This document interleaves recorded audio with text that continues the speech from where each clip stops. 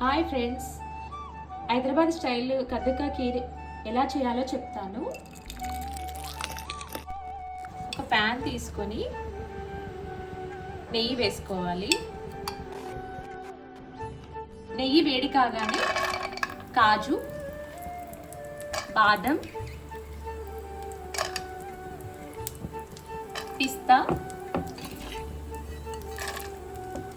సారపలుకులు వేసి వేయించుకోవాలి.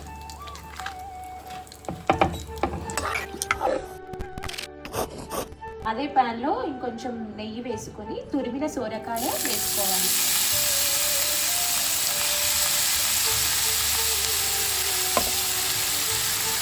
సోరకాయ తురిమిని ఇలా ఫ్రై చేసుకోవాలి.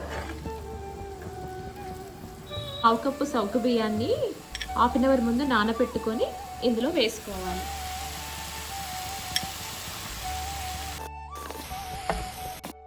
తురిమిన సోరకాయని సగ్గు బియ్యాన్ని హాఫ్ కప్ వాటర్ పోసుకొని ఉడికించుకోవాలి.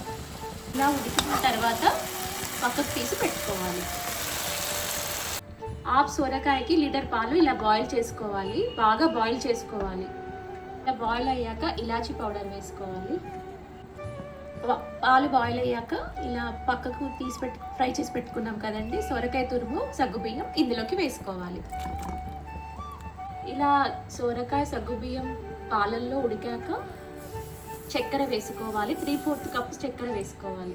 1 స్పూన్ కస్టర్డ్ పౌడర్ ఇలా వాటర్లో డైల్యూట్ చేసుకొని వేసుకోవాలి. కొద్దిగా కండెన్స్డ్ మిల్క్ వేసుకోవాలి. అప్పుడు పాయసానికి టేస్ట్ వస్తుంది. రోస్ట్ చేసి పెట్టుకున్న డ్రై ఫ్రూట్స్ చివరగా వేసుకోవాలి. యమ్మీ కద్దుకా కీర్ రెడీ.